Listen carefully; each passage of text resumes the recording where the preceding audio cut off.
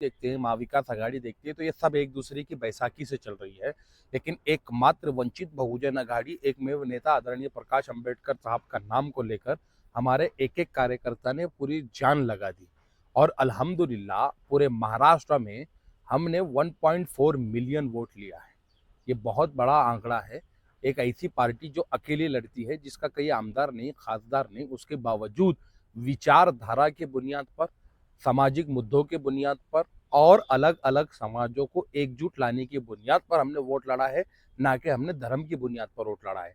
कहीं ना कहीं महाराष्ट्र की जनता के को इसलिए मुबारकबाद दूंगा कि उन्होंने बुनियादी मुद्दों पर और विचारधारा के मुद्दों पर उन्होंने जो तो वोट दिया है। क्या कमी रहेगी? अकाउंट क्यों नहीं खोला? देखिए, कमी क्या रही है ये मुझे नहीं समझ में आया। मुझे लगता है महाराष्ट्र इलेक्शन में कमी कुछ नहीं रही, सब ज्यादती हुई है। अगर आप पोलिंग देखते हैं तो पोलिंग का एक आंकड़ा आता है कि इतने करोड़ वोट हुआ है और काउंटिंग का आंकड़ा आता है कि इतने करोड़ वोट हुआ है। तो जो वोट बढ़ा है कहीं कम हो गया है। मुझे राहत इंदौरी साहब के दो मिसरे याद आते हैं। वो कहते हैं कि लहू में भीगी हुई आस्तीन जीत गई, इलेक्शन सब हार गए, मशीन जीत गई। तो ये इलेक्शन मशीन जीती है। क्या लगता है, ईवीएम में घोटाला है? हम तो जमाने से कह रहे, आदरणीय प्रकाश अंबेडकर साहब जमाने से कह रहे कि ईवीएम में घोटाला है और ईवीएम से हटाकर महाराष्ट्र में नहीं बल्कि पूरे देश में चुनाव होने चाहिए। दिक्कत यहाँ पर यह है साहब कि जो सत्ता में ईवीएम के द्वारा बैठ जाता है फिर वो ईवीएम के खिलाफ नहीं बोलता। एक जमाना वो था जब बीजेपी सुप्रीम कोर्ट जाती थी ईवीएम के खिलाफ। फिर दूसरा जमाना वो आया कि कांग्रेस ईवीएम के खिलाफ जो है तो आवाज उठाने लगी। लेकिन चंद राज्यों में कांग्रेस की सरकार बन गई और जो है तो सेंट्रल में बीजेपी की सरकार बन गई, तो दोनों खामोश है, जबकि सारा झगड़ा ही ईवीएम का है। औरंगाबाद की बात की जाए तो यहाँ हारने वाली पार्टी पूरा ब्लेम वंचित बहुजन आघाड़ी पे कर रही है। देखिए, अपना दर्द आपको है, हम इसकी निंदा तो नहीं करेंगे, हम आपके दर्द में शामिल है। लेकिन इसका मतलब ये नहीं है कि आपको चूड़ियां फोड़ने के लिए कुछ नहीं मिल रहा तो आप वंचित की छाती पे आके चूड़ियां फोड़ें। आपको अपना खुद का एनालिसिस करना चाहिए। आपको ये देखना चाहिए कि हम कम कहाँ पड़े, हम कब तक। ये देखो, ये पॉलिटिकल डिप्लोमेसी होती है कि अपनी गलती किसी और पे थोपो और अपन जो है तो साफ सुथरे नजर आओ।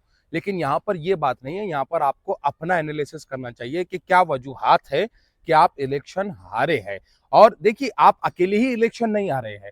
महाराष्ट्र की 288 सीटों पर 4000 से ज्यादा कैंडिडेट खड़े थे, जिसमें कई दिग्गज नेता हारे हैं। लेकिन हर दूसरा जो है तो एक दूसरे पे ब्लेम नहीं कर रहा है, वो अपना एनालिसिस कर रहा है कि हम क्यों हारे हैं। महायुति की अगर बात की जाए तो महायुति कहती है कि वंचित बहुजन आघाड़ी ने हमारे सीट हराए। लेकिन 25 से 30 सीटें ऐसी है जो महायुति की वजह से वंचित की हारी। तो क्या हम क्या एक दूसरे की छाती पर चूड़ियां ही फोड़ रहे हैं क्या? हम राजनीतिक लोग हैं, हम राजनीतिक भाषा बोलेंगे। शहर का वातावरण खराब करने की कोशिश की जा रही है, नौजवानों को भड़काया जा रहा है, उस पर क्या? इसमें पुलिस डिपार्टमेंट को अपना काम करना चाहिए। पुलिस डिपार्टमेंट ने आगे आके देखना चाहिए कि शहर का वातावरण कौन खराब कर रहा है, क्यों खराब कर रहा है, मकसद क्या है। इनको लॉ एंड ऑर्डर बना के रखना चाहिए। मैं शहर की आवाम से, खास करके नौजवान दोस्तों से कहना चाहता हूं कि आप अपना राजनीतिक करियर बनाइए, आप राजनीति में आइए, आप मुद्दों की राजनीति कीजिए, लेकिन आप किसी के बहकावे में आकर अपनी जिंदगी को खराब मत कीजिए। आखिर क्यों ऐसा है कि आप मीडिया के कैमरों से ज्यादा पुलिस के कैमरों में कैद होते हो? मैं चाहता हूं मेरे देश का, मेरे शहर का नौजवान मीडिया के कैमरों में कैद हो और वो अपनी विचारधारा छाती ठोक कर रखे, वो सरकारों से बात करने का हुनर रखे, वो सरकार बनाने की काबिलियत रखे, ना कि किसी के पीछे जिंदाबाद मुर्दाबाद करते हुए वो पुलिस के कैमरों में कैद हो और उसके खिलाफ कार्रवाइयां हो।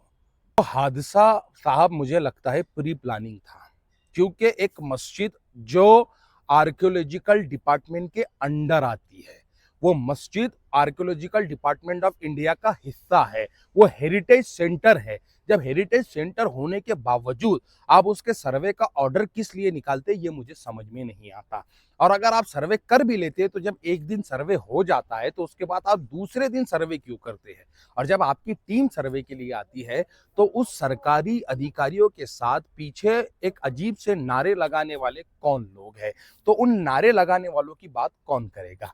रही बात जब संभल में हिंसा चल ही रही है, संभल के अंदर लोग मर रहे हैं, उसके बावजूद जो है तो एक और निचली अदालत जो है तो राजस्थान को भड़काने के लिए अजमेर शरीफ के मामले के अंदर दखल देती है, तो मुझे लगता है कहीं ना कहीं ये देश को सिविल वार की तरफ लेकर जा रहे हैं। और इसमें देशवासियों को सोचना चाहिए कि हमको इस देश के अंदर अमन व अमान कैसे बरकरार रखना चाहिए, क्योंकि अब गुज़िश्ता 1 साल से मणिपुर जल रहा है और जो है तो उत्तर प्रदेश में फसादात हो रहे हैं, बिहार में फसादात हो रहे हैं, अभी राजस्थान के अंदर जो है तो अजमेर की बात आप ले लीजिए। राज्य के कई हिस्सों के अंदर नफरत अंगेज बयानबाजियां जो है तो राज्य को देश को भड़काने की कोशिश कर रही है। मैं समझता हूं अगर जनता ये ठान ले कि हमको आपस में लड़ना नहीं है, तो इन लीडरों की ये जो लड़त वाली राजनीति ये खत्म हो जाएगी। सिर्फ मुसलमानों को इजी टारगेट है ना, आपको इजी टारगेट चाहिए, आपको एक कौम चाहिए जिसको आप टारगेट करें। हिटलर ने क्या किया, नाजीज ने क्या किए कि यहूदियों को टारगेट किया और जो है तो अपनी डिक्टेटरशिप चलाई। इसी तरह देश के अंदर भी एक इजी टारगेट मुसलमान हैं, जिनकी भावनाएं हैं, जिनकी आस्थाएं हैं।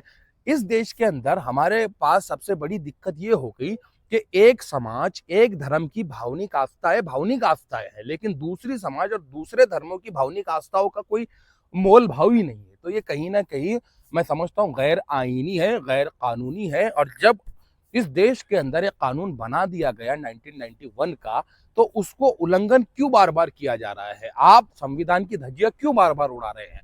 आप जिनको दंगाई कह रहे हैं वो लोग तो अपनी मस्जिद को बचाने के लिए सड़कों पर उतरे थे, या यूं कहूं कि 1991 का जो कायदा था ये उसको बचाने के लिए सड़कों पर उतरे थे। कि जब 1991 के कायदे ने कह दिया कि 1947 से पहले जो इबादत गाह, जो धर्म स्थल जिस स्थिति में था उसी स्थिति में रहेगा, तो फिर ये सर्वे के ऑर्डर बार बार अदालतों की तरफ से दिए जाना, ये मैं समझता हूँ कहीं ना कहीं सोची समझी साजिश का हिस्सा है। क्या हिंदुस्तान में मुसलमान की ताकत खत्म होती जा रही है, लीडरशिप तो खत्म नजर ही नहीं आ रही है?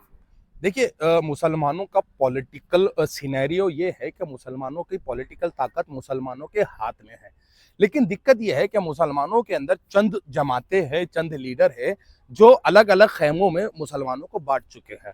मुसलमानों को ये चाहिए कि डेमोक्रेसी का हिस्सा बनते हुए ऐसी पार्टियों के साथ खड़े रहे जिसके साथ दूसरे समाजों के लोग खड़े हुए हैं, क्योंकि इस देश के अंदर जो सोशल इंजीनियरिंग है इलेक्शन की, वो ये है कि एक समाज के वोट से कोई एक कैंडिडेट चुन के नहीं आ सकता।